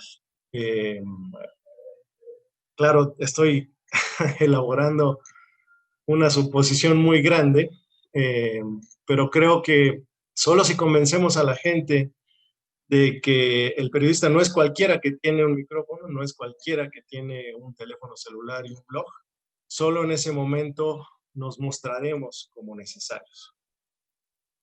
Gracias, Esteban. Tengo preguntas del público que nos está viendo y que nos está escuchando. Voy a hacer algunas de estas preguntas en este momento. La primera es para Beatriz Pajés. Y Beatriz pregunta a Armando Valenzuela Cabrera, ¿cómo se lucha desde el Senado para poder tener libertad de expresión frente a los bots de Morena ante cualquier disonancia política de la agenda de Andrés Manuel López Obrador? Beatriz, Sí, adelante. bueno, muchas gracias por la pregunta. No sabría cómo en este momento hacer frente desde el Senado, dado que no soy senadora. Ya no lo eres, sí, lo fuiste en algún momento, sí. Fui diputada e hice campaña al Senado en el 18, pero no ganamos. Entonces, pero vamos, lo que sí es cierto y lo deseable es que en este momento no solamente los senadores, sino que los legisladores en general, si realmente tienen una convicción a favor por la protección y el ensanchamiento de la democracia, pudieran estar ellos del lado de nosotros. Es decir, que estuvieran realmente cuidando y alertando contra esta conducta diaria que desde el gobierno y específicamente desde la presidencia de la República constituye un ataque directo a la libertad de expresión y no solamente a la libertad misma, sino que en un contexto de violencia como en el que actualmente vivimos, los periodistas nos convertimos en un blanco muy frágil, avalado de alguna manera por toda esta polarización y por toda estos permanentes agresiones que está lanzando en contra del periodismo en general, se está lanzando en contra del periodismo en general desde el poder. Entonces, a mí me parece que en este punto el Congreso Federal tendría una obligación muy clara de proteger la libertad de expresión y la integridad misma de los periodistas. Ana Cristina Ruelas, quisiera dirigirte esta siguiente pregunta que es de Roberto Sandoval. ¿Cómo contrarrestar los ataques polarizantes del gobierno hacia los periodistas que no comulgan con la cuarta transformación sin una sana regulación? ¿Qué opinas? Bueno, creo que es importante decir siempre que no solamente en este tipo de ataques, pero cualquier tipo de discurso estigmatizante, discriminatorio, de incitación a la violencia o de odio, la mejor forma de contrarrestarlo es a través de una contranarrativa. Es decir, si nosotros pensemos, ¿no? ¿Qué sucedió ahora? Han tocado mucho el ejemplo de Trump y creo que vale la pena recuperarlo porque es un caso muy claro en el cual, ¿qué sucede cuando se decide restringir o si se decidiera restringir algún tipo de discurso que se considera contrario a la libertad de expresión? Lo que sucede normalmente es que terminamos generando mártires, eso es lo que sucede.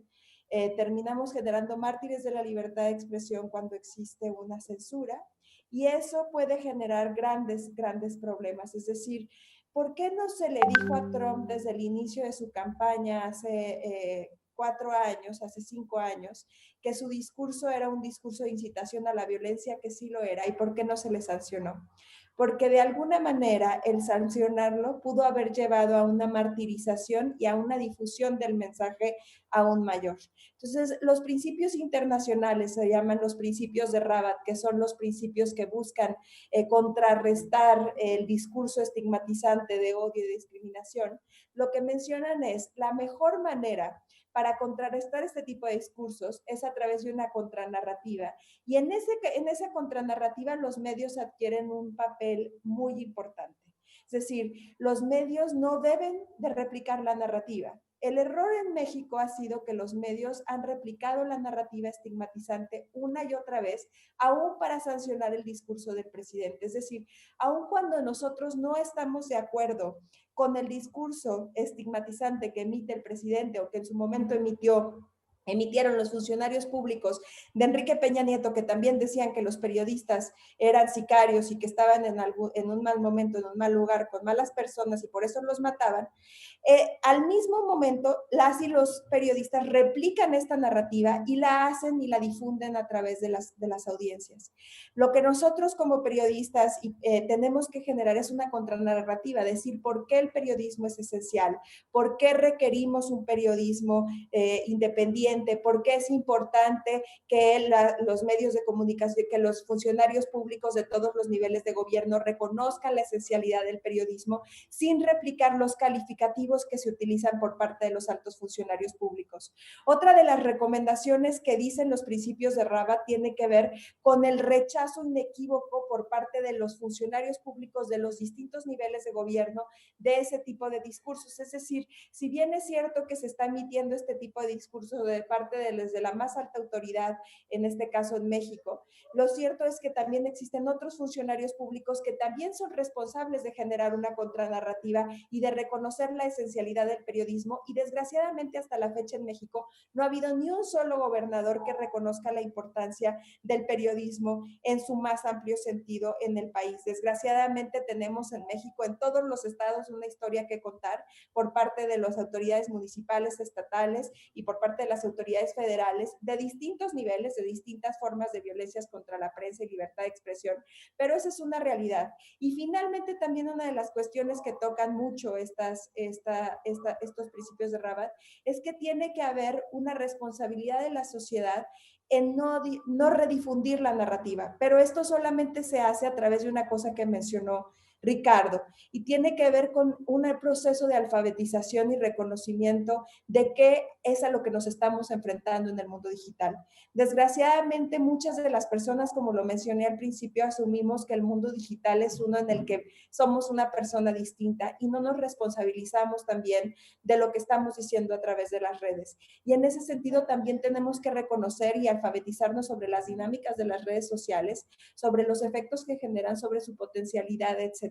Entonces, yo creo que es importante decir que la censura nunca va a ser una forma idónea para contrarrestar el discurso de odio. No se puede tapar el sol con un dedo, nunca vamos a poder tapar el sol con un dedo, y censurar es como esperar que el discurso misógino desaparezca o que la misoginia desaparezca solamente porque censuramos a los machos. Eso es algo que no va a suceder.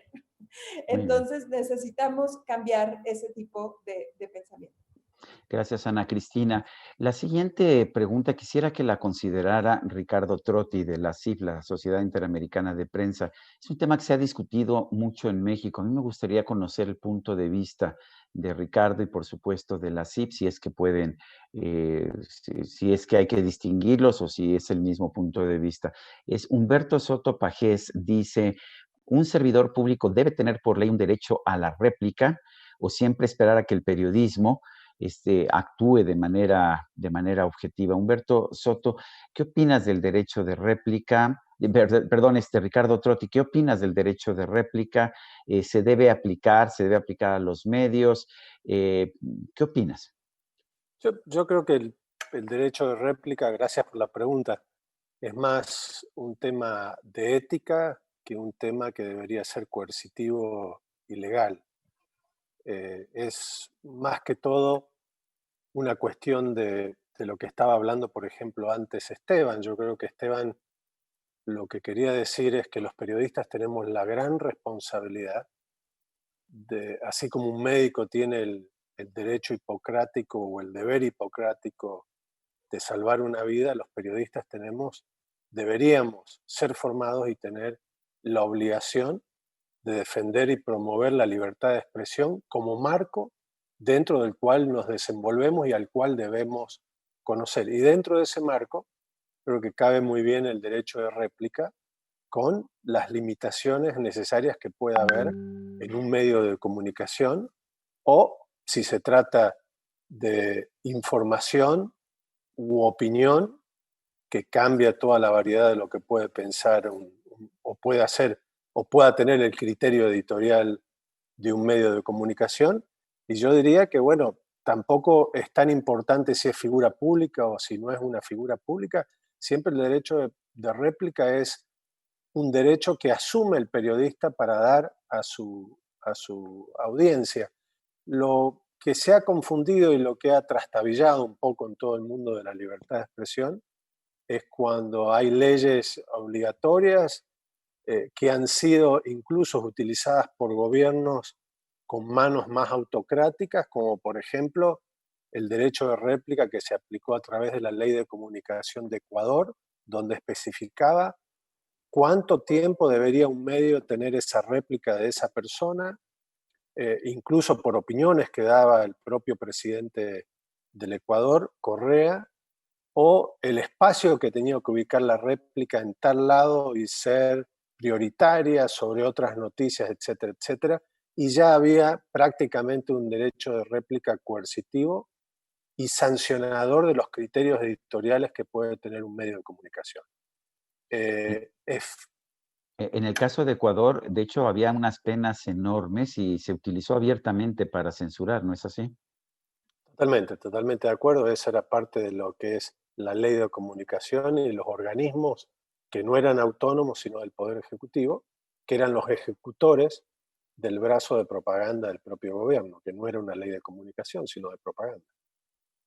Pedro Ferriz, quiero compartirte una pregunta de nuestro público, de Mauro Granja, que pregunta, ¿qué es un panel en contra del gobierno? ¿Qué opinan de la difamación de la derecha? ¿Qué nos puedes decir, Pedro? Activa, por favor, tu micrófono. Pedro, si puedes activar tu micrófono. Gracias. Ahí está. Ay, Sí, ya te perdón. vemos. Sí. Ya sabes, esto de la tecnología. Esta idea... Estamos acostumbrados en los medios a que nada más nos encienden los micrófonos, ¿no? Ni nos damos cuenta.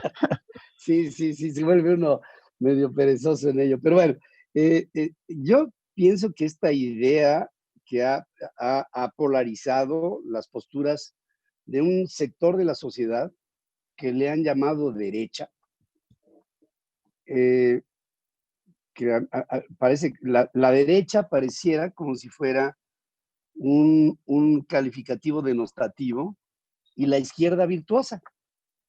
Y además la izquierda tiene un efecto teflón en donde todo se le resbala, y la derecha, yo creo que el que nos condenó a ser clasificados de otra manera fue Abel Quesada, ¿no?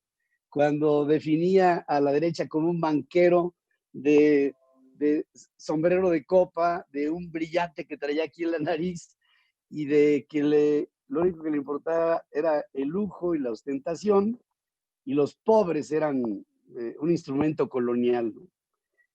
Yo no sé si es derecha o izquierda lo que pudiera estar organizándose alrededor de un bloque que responda a la inercia de lo que trae, por ejemplo, la cuarta transformación. No sé si sea esta extrema derecha de la que me preguntan. Lo que me queda muy claro es, por ejemplo, que si hubo el sábado pasado,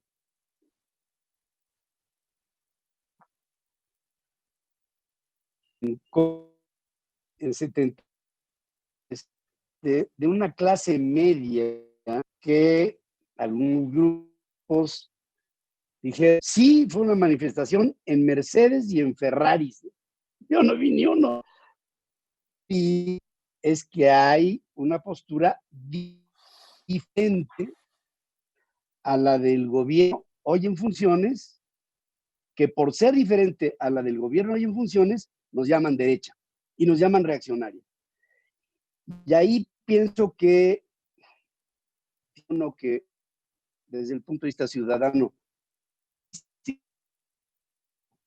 bajar el tono de la confrontación y que le dé a la sociedad para poder juzgar cada quien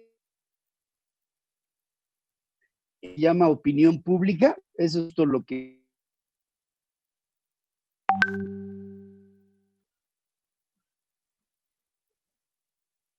no existe. Hay que darla y hay que hacer que la gente piense y que tome sus propias decisiones. Bueno, gracias, gracias Pedro. Quería preguntarle a Juan Pardinas lo siguiente, es una pregunta de nuestro público también. ¿Qué reacción debemos tener los lectores y ciudadanos cuando vemos los ataques furibundos de Andrés Manuel López Obrador a periódicos como El Reforma? ¿Qué piensas que debiéramos hacer? Pues seguir valorando la existencia de medios de comunicación que viven de sus lectores, de sus anunciantes, que viven de su prestigio, de su credibilidad, de la calidad de las plumas que llevamos en nuestras páginas editoriales. El derecho a la libertad de expresión es un derecho peculiar porque evidentemente está garantizado en la Constitución, pero también en cierta medida depende del mercado de ideas, depende que la gente compre periódicos, depende que la gente distinga y valore cómo se informa y de dónde se informa. Si no es lo mismo informarse dedicándole 5 minutos a revisar Twitter que revisar una primera plana de un periódico, revisar las páginas editoriales. Y entonces, desde ese punto de vista, así como decía Zapata que la tierra es de quien la trabaja, pues la libertad de expresión es de quien la ejerce, y la ejercemos los periodistas, pero también la ejercen los lectores, precisamente al optar, al seleccionar los productos y las fuentes de dónde van a consumir esa información. Y también tener muy claro que esa información cuesta, que generar información que no es algo gratuito. Estamos desgraciadamente muy mal acostumbrados ya con el tema de las redes sociales, que estas fuentes de información, obtenerlas no tienen un costo económico, y mantener una planta de reporteros, mantener una planta de editores es algo que cuesta, y en ese sentido sí valorar que como lectores, en el momento en que compras un periódico que respetas por su credibilidad, pues es la manera de ejercer la libertad de expresión y de apoyarla y de imaginarnos qué sería una sociedad, qué sería una democracia, un sistema político sin medios serios, con credibilidad, que hacen un trabajo y un esfuerzo por validar su información, por construir credibilidad en el largo plazo. Gracias, Juan. Esteban Román, una realidad que nos está compartiendo Juan Pardinas es algo que sabemos todos, que es que tenemos que tener medios que puedan subsistir. Sabemos que el gobierno reparte dinero a algunos medios con ciertas reglas.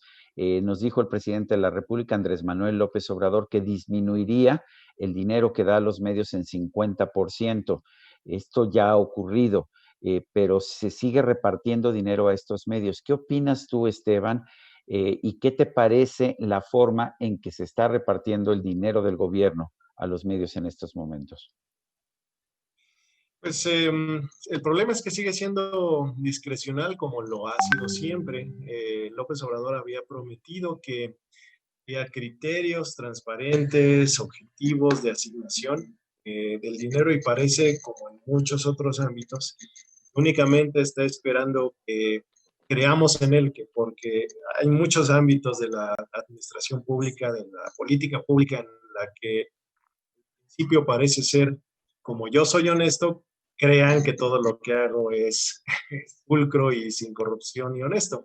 Y lo que muestran los datos es que está lejos de ser así. Hay una repartición muy discrecional, pareciera orientada a simplemente filias y fobias, en cambio del criterio que debería prevalecer, que es a qué grupo poblacional voy a llegar si voy a distribuir, por ejemplo, publicidad sobre saludos, o publicidad sobre un tema específico que beneficia a una población en términos de programas sociales, por ejemplo. Entonces, yo creo que este es un claro ejemplo, como en muchos otros, de políticas públicas de la 4T, en la que simplemente se espera que creamos que hay buenas intenciones. Buenas intenciones permean, como dice el presidente, de arriba para abajo en las escaleras. Pero no podemos darnos el lujo en uso del dinero público, de creer a ciegas en que el presidente al parecer es honesto, todo lo que hace lo es. Creo que este es un ejemplo muy claro. En el peor de los escenarios, lo que puede ocurrir es que se esté incluso fomentando algo que ya creíamos desterrado de muchos años antes, que es el famoso no pago para que me peguen. López Portillo, ¿no? Entonces, ojalá no se reedite esa época. Gracias, Esteban. Quería preguntarle a Ricardo Trotti, ¿cuál es la situación en el resto de América? ¿Cómo viven los medios? ¿Reciben publicidad gubernamental? ¿En qué condiciones reciben publicidad gubernamental? ¿Qué diferencias hay entre, pues, los países de América Latina o los países de Norteamérica, en particular Estados Unidos y Canadá? Cuéntanos un poco, ¿cómo funciona este sistema? ¿Y qué tanta publicidad compran en los medios de comunicación y en los periódicos, en particular los gobiernos? Bueno, lamentablemente la situación es bastante caótica en general. Es un tema que en la Sociedad Interamericana de Prensa venimos combatiendo no con mucho éxito, porque también los gobiernos cambian y cambian sus políticas. Y es un tema de la publicidad oficial que ha sido siempre utilizada para castigar y premiar. Hay muy poca transparencia del Estado, hay 1 o 2 leyes en toda América Latina que rigen ciertas conductas de los gobiernos, como puede ser el Uruguay, donde hay ciertos límites de equidad, técnicos, de audiencia, que deben seguirse teniendo en cuenta los diferentes tipos de medios de comunicación. Y luego, bueno, está el otro problema también que conlleva, digo, esto un poco en relación a lo que planteó el presidente Trump el otro día con el tema de la penalización a Twitter, de que llamó a todas las agencias del Estado federal a que no pongan un peso en Facebook y en Twitter y otras plataformas sociales. Y esto en América Latina evidencia también otro problema que tiene la prensa, por cuanto la publicidad en plataformas internacionales no está regimentada por temas impositivos, algo que difiere para los medios de comunicación y eso crea competencias desleales. Justamente hoy en Estados Unidos, un poco por lo que preguntas, un grupo de muchos senadores, la mayoría republicanos, plantearon al presidente Trump que por favor se ayude a los medios de comunicación a nivel local en todos Estados Unidos con publicidad de parte del gobierno federal, entendiéndose un poco que en esta crisis de la pandemia y en esta crisis de la democracia que existe en todos lados, como bien lo decía Juan Pardinas, hay que apostar a los medios de comunicación como fuentes fidedignas de información que hacen y construyen democracia en una forma profesional y en forma de fact-checking y con otros géneros periodísticos que hemos creado últimamente. Redondeo, el problema que tiene México y que tuvo siempre México respecto a los gobiernos y el premio y castigo para medios de comunicación es calamitosamente parte de América Latina. Gracias, Ricardo. Ricardo Trotti, tenemos apenas media hora para cerrar esta discusión. Voy a leer algunos mensajes de nuestro público, los voy a leer para todos, ya no van a ser preguntas específicas para los panelistas, y después le voy a pedir a cada uno de los panelistas que nos ofrezcan unas últimas reflexiones. Tenemos aproximadamente unos 4 o 5 minutos para cada uno de ustedes. Primero, las preguntas o las observaciones de nuestro público. Pablo Pérez de la Vega dice: felicidades por este foro. Duda, ¿cuál es el límite entre libertad de expresión y difamación? Contexto, a veces en los medios circulan fake news como verdad, afectando a instituciones privadas. Esto lo dice Pablo Pérez Dávila, después aparece el nombre de Alejandro Zúñiga, ya no me quedó claro de cuál de los dos era el emisor. Otra persona, Moisés Dávila, dice: la inmediatez que tienen las redes sociales se vuelve una herramienta del periodista, pero ¿qué tan importante tiene que ser que las redes sociales, qué tan importante tiene que ser las redes sociales para un periodista? Es decir, ¿qué tanto debemos apoyarnos en ellas? Moisés Dávila Dice otra persona, ¿qué tan sano es que cada vez más se vean periodistas que a su vez son políticos o pretenden serlo o juegan al lado de políticos? Esto nos confunde muchas veces a la audiencia, pues aunque no lo noten, patrocinan la polarización. Actualmente hay casos dentro del gobierno y fuera de él, es Paola Ortega. Otra persona dice, si se realizara una regulación hacia las redes sociales, en México sería idóneo que fuera el gobierno quien regulara las redes.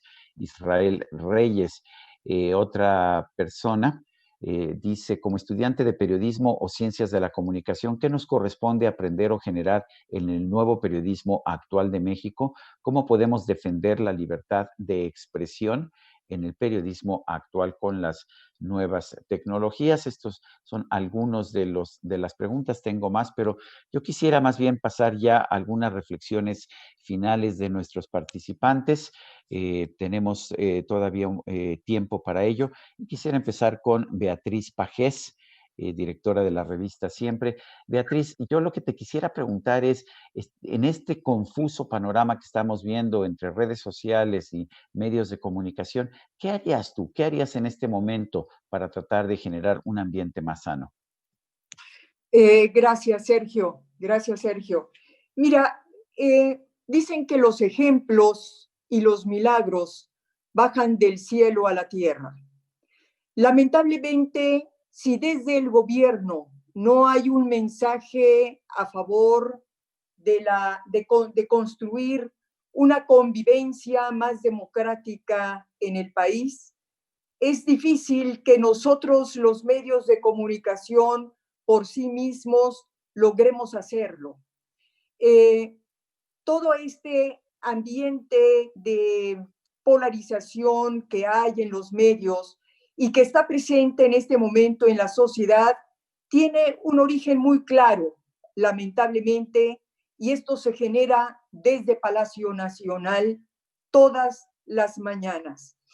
Pero yo creo que hay algo más delicado que me gustaría en lo que me gustaría poner alerta.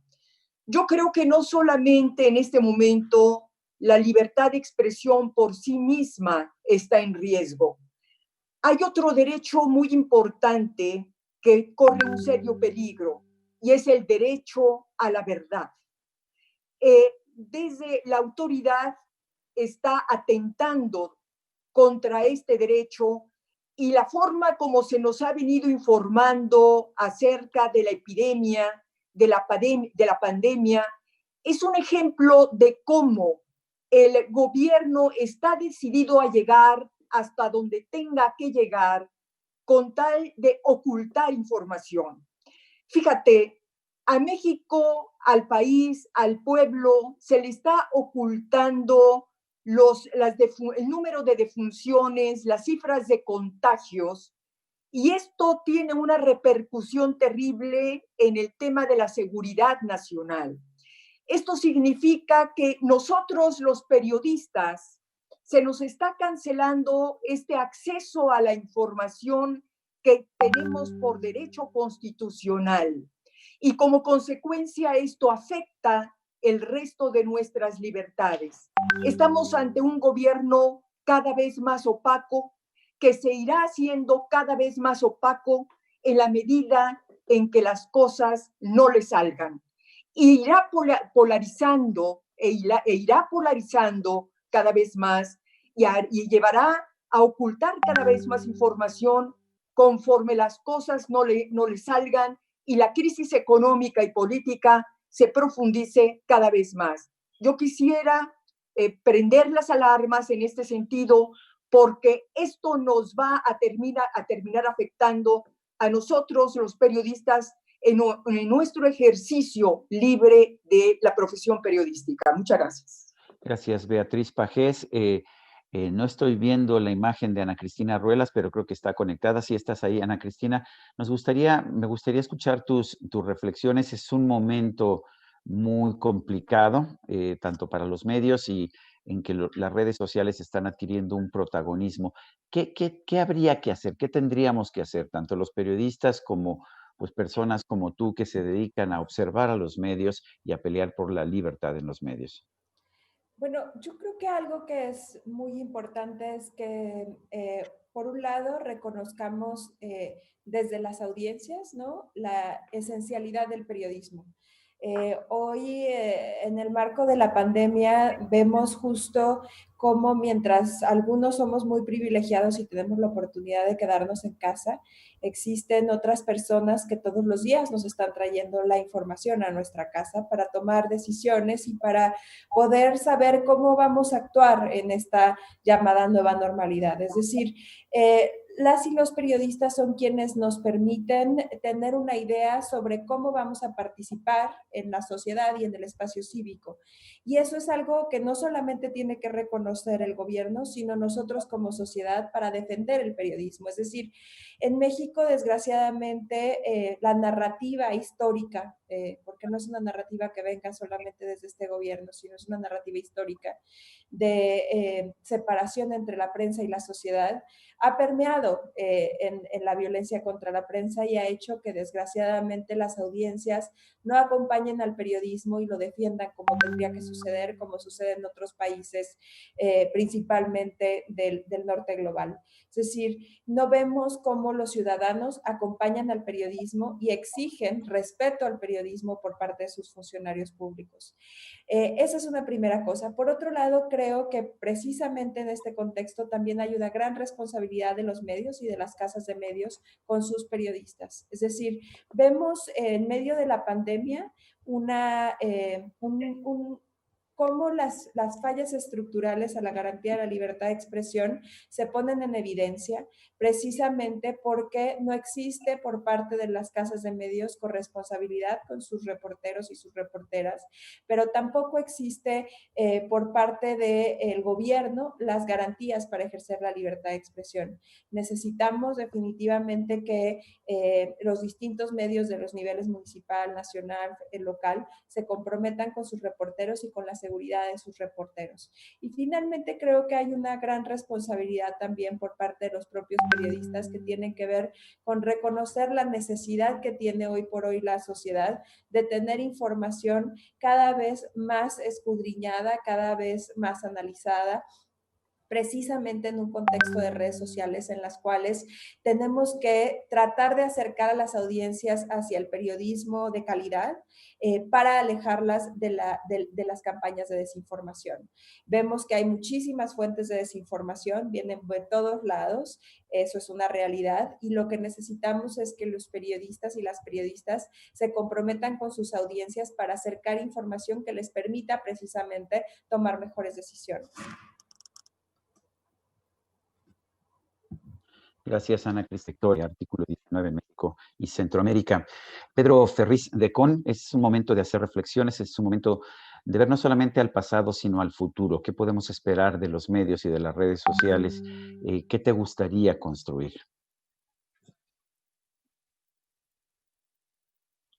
Si quieres encender tu micrófono, por favor. Desde aquí no lo puedo hacer. Ahí Gracias. está. Sí, adelante. Perdón, otra vez.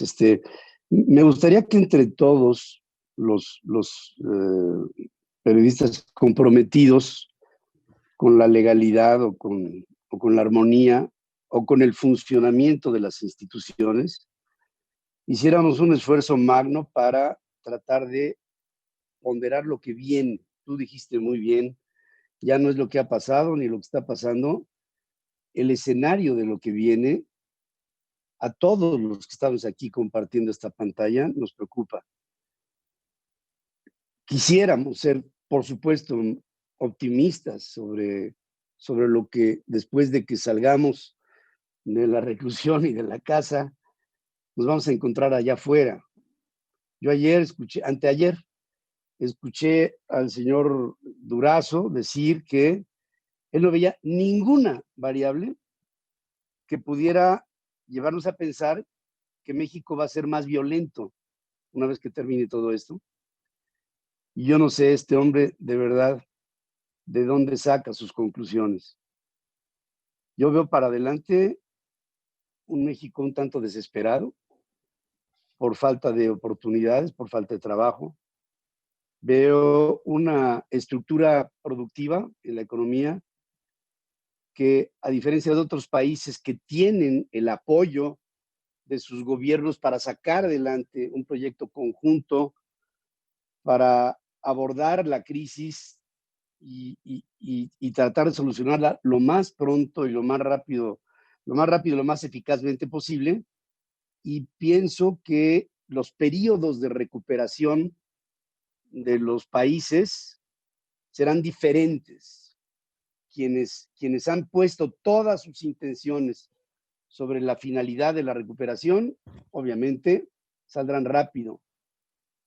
En el caso de México, veo un México de hambre, veo un México de una baja en el nivel del bienestar de la sociedad, veo un México polarizado en términos políticos, segmentado, y veo un país en el que florecen, desafortunadamente ya ni lo vemos, florecen grupos fácticos de poder que desde la perspectiva del narcotráfico se dedican a repartir despensas en lugares en donde no hay comida, o a decirle a la gente con un arma en la mano que se metan a sus casas porque se tienen que cuidar.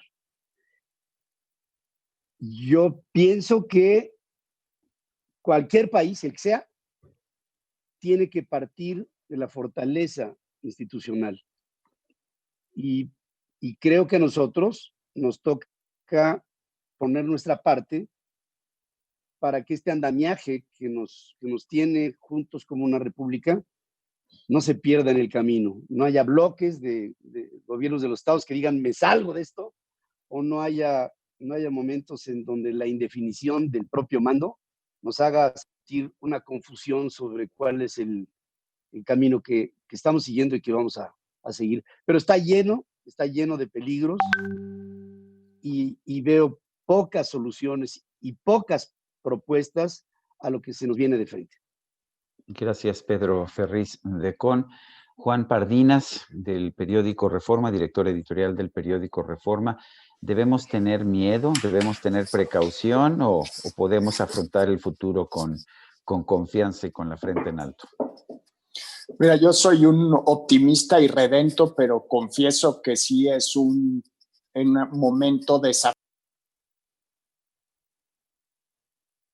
Perdimos tu audio, Juan. No, ¿Ya me escuchan, sí. Sergio? Sí, ya, sí. Decía que soy un optimista irredento, pero en estos tiempos a veces sí hay que buscar debajo de las piedras evidencia para ver con esperanza el futuro, y ni aún así escarbando la encuentra uno motivos y razones para pensar que van a venir tiempos fáciles para nuestro país. Leí hace poco que las crisis son como una especie de estos botones de fast forward que aceleran los procesos históricos, aceleran los tiempos. A veces se suceden décadas sin que pasen estos cambios o estos rompimientos, y a veces suceden semanas que definitivamente cambian la trayectoria de la historia. Y yo creo que lo que estamos viviendo es una combinación, una crisis de salud pública que probablemente nuestros bisabuelos con la influenza española a principios del siglo XX se la hubieran podido llegar a imaginar. Estamos viendo una crisis económica también que solo encuentra paralelo en los años 20 del siglo pasado, y una crisis política que sí pone un signo de interrogación sobre la continuidad de las instituciones democráticas y políticas que a los mexicanos nos tomó generaciones construir. Entonces, con esta secuencia de tormentas perfectas, pues lo que es el reto que nos tocó a nuestra generación. Hay un libro que se llama The Last Lecture, la última conferencia, de Jeffrey Posh, que tiene una frase, una anécdota que a mí me anima mucho.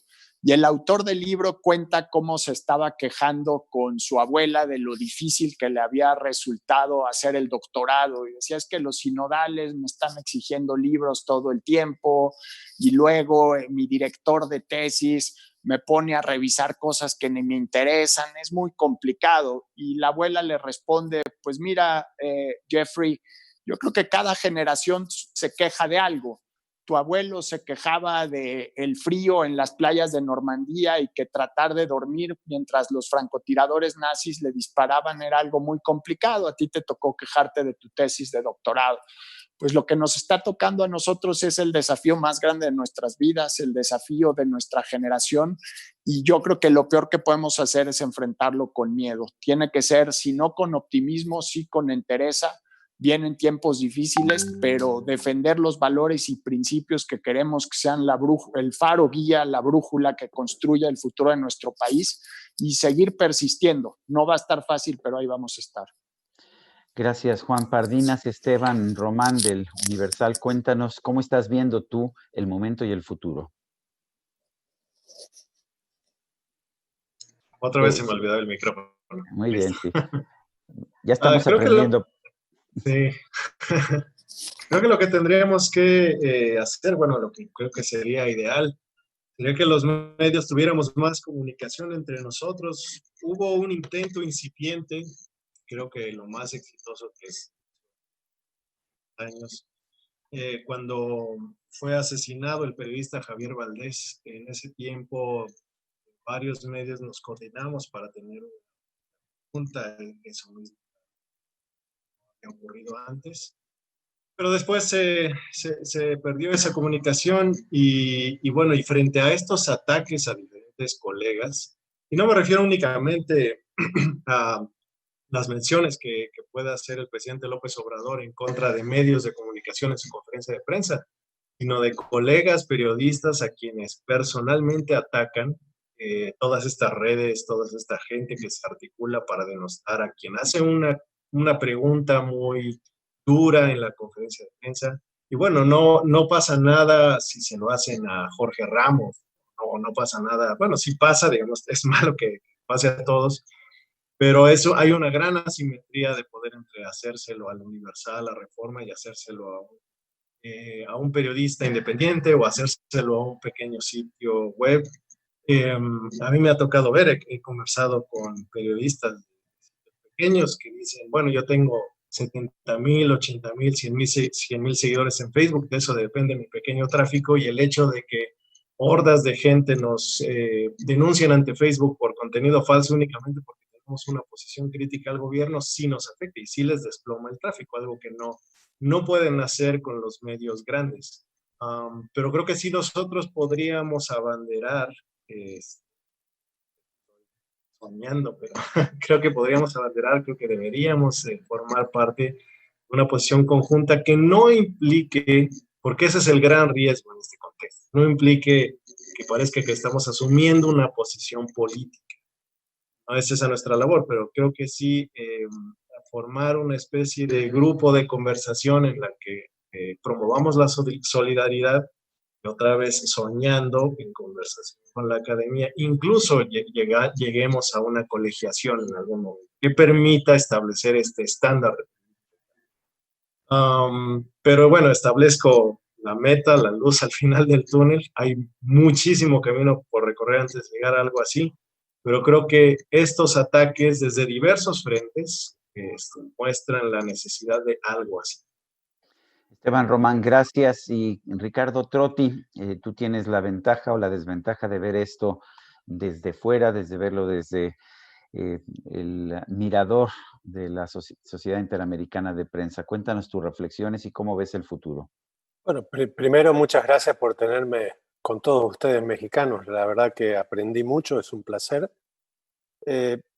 Parafraseando a alguien de ustedes, yo diría que para mí, primero, yo diría que esta es la mejor época para vivir. No creo que haya una mejor época en la humanidad para vivir en plenitud las libertades. Yo creo que hay mucho ruido, contaminación en la comunicación, en las redes sociales y en el Internet, pero creo que, por otro lado, también estas dos pandemias últimas, tanto la que vivimos en este momento de salud pública como la anterior de los fake news o de las noticias falsas, hemos visto la revalorización del periodismo cuando había agoreros que con las redes sociales decían que se iba a caer el periodismo, que ya no era necesario, que está el periodismo ciudadano, etcétera, etcétera. Vimos cómo ahora los medios de comunicación y el periodismo tienen una fuerza muy vinculante para las audiencias.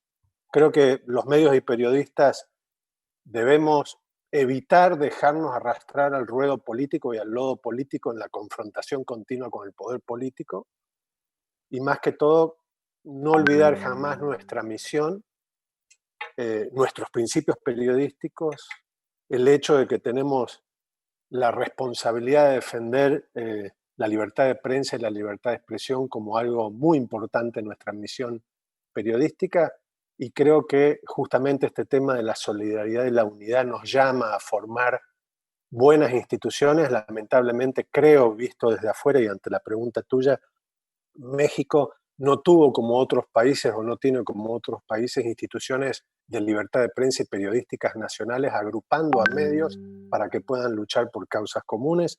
Creo que eso es necesario.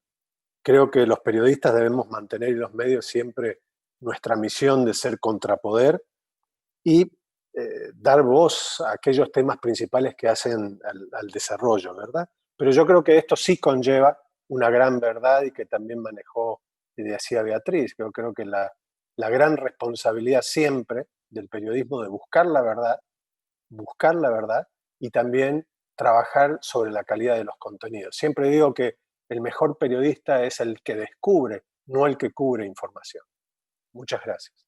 Muchas gracias, Ricardo Trotti. Gracias, Beatriz Pajés, Ana Cristina Ruelas. Gracias a Pedro Ferriz de Con, a Juan Pardinas, a Esteban Román. Gracias sobre todo a la Academia Mexicana de Comunicación y a su titular, Ricardo Homs.